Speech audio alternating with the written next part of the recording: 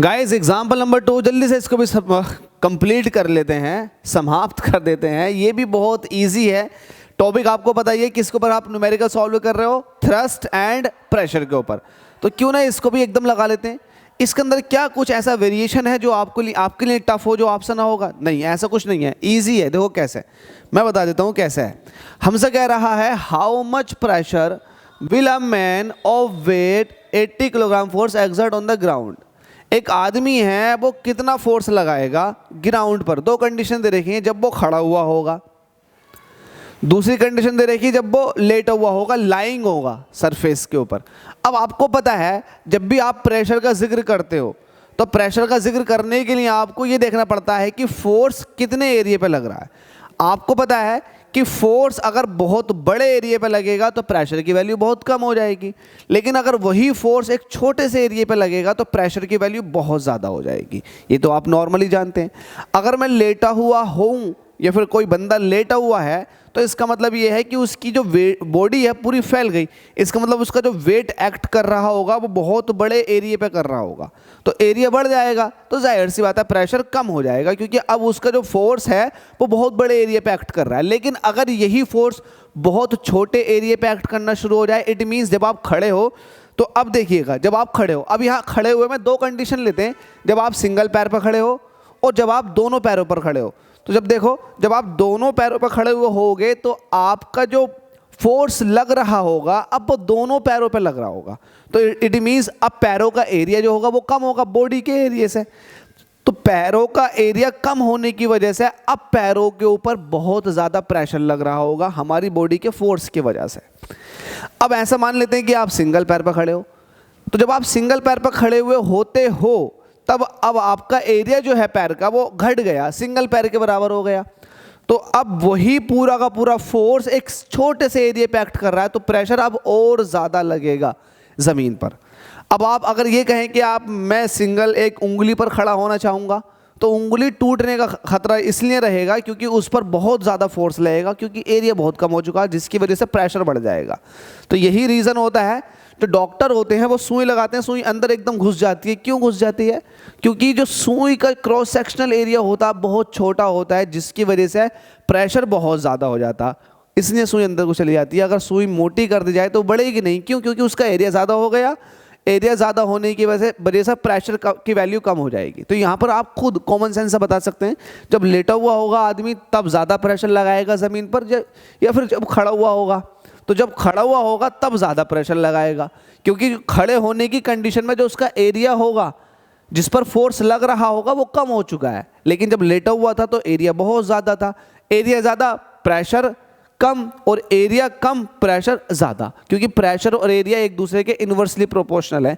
अगर आपको pressure high करना तो आपको एरिया कम करना पड़ेगा, और वो एरिया कम करना पड़ेगा जिस पर आप फोर्स लगा रहे हो।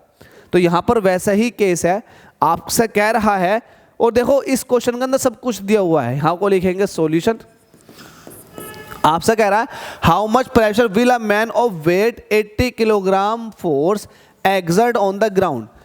तो पहले ये कैलकुलेट कर लेते हैं कि आदमी का खुद का ग्रेविटेशनल फोर्स या फिर वेट कितना है। तो वेट ही जो है वही फोर्स है, तो आप कहेंगे वेट ऑफ द मैन। अब वेट क्या होगा बताओ? आपको 80 में अगर 9.8 की मल्टीप्लाई कर दोगे तो ये वेट बन जाएगा।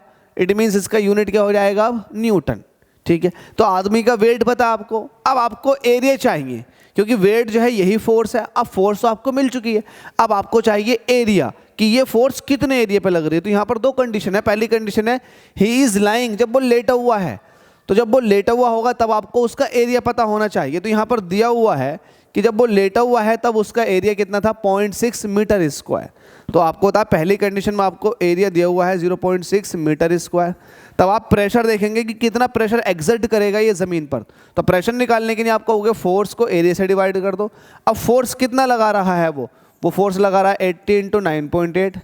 ठीक है, एरिया से डिवाइड करो, इट मीन 0.6 मीटर स्क्वायर है यूनिट। बहुत अच्छी बात है।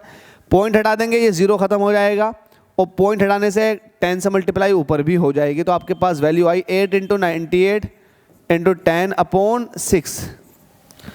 6 से काटो कट जाएगा क्या, 2 से काटो, 2 3 6 और 2 से काटोगे तो 2 चौके 8, 49 बार चला जाएगा ये। ठीक है, ठीक है, बिल्कुल सही है। अब 3 से कट रहा है क्या, कुछ नहीं कट रहा। देखो 8 की 49 से मल्टीप्लाई करो, 49 से मल्टीप्लाई करने के बाद में 10 से मल्टीप्लाई करो, 10 से मत करो, कैलकुलेशन इजी हो जाएगी। 8 की 49 से मल्टीप्लाई करो तो ऐसे लिख दो 49 की 8 से मल्टीप्लाई करनी है। 8 चौक 32, 320 ये हो गए। 8 8 9 72 या 9 8 72, 9 8 72 होते हैं। 8 9 72, हाँ सही है, 8 9 72, 8 ढाई 80, तो 8 9 72, 72 ऐसे रहेंगे।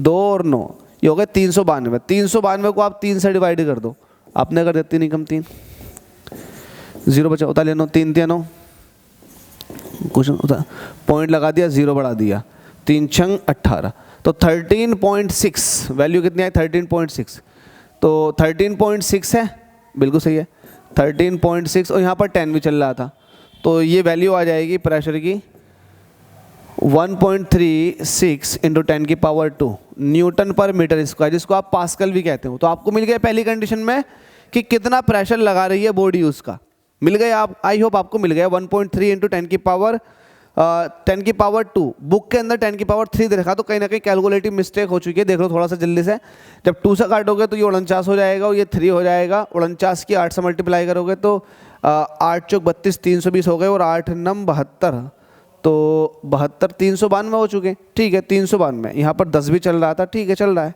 अब 392 को जब 3 से डिवाइड करोगे तो कितना आएगा, 392 को 3 से डिवाइड करो जल्दी से, 3 1 3, कुछ नहीं बचा, उतार लिया 9, 3 3 9, कुछ नहीं बचा, उतार लिया 2, नहीं जा रहा, लगा दिया पॉइंट, बढ़ा दिया 0, तो ये तो है, बिल्कुल सही तो है।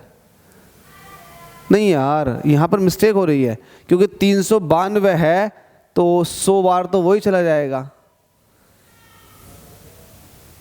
तो ये 103 आना चाहिए, 10 नहीं, इतनी छोटी सी मिस्टेक में गलती हो रही है, कैलकुलेशन में गलती हो रही है,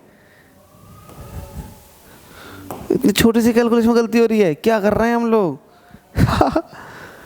49 की मल्टीप्लाई करनी है 8 से, 8 चौक 32, 320 तो ये हो गए, 8 9 72 ये हो गए, 2 ये हो गए, 9 ये हो गया, 3 ये हो गया, 392 ये हो गए।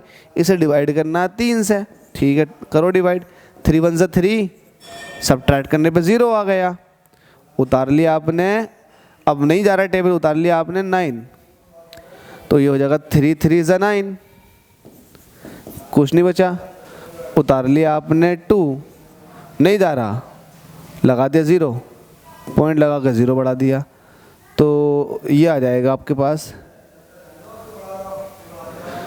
ये आ चुका आपके पास 3 6 18, पॉइंट लगा हुआ 0 बढ़ा दिया, 3 6 18, तो 130.66 ये आना चाहिए।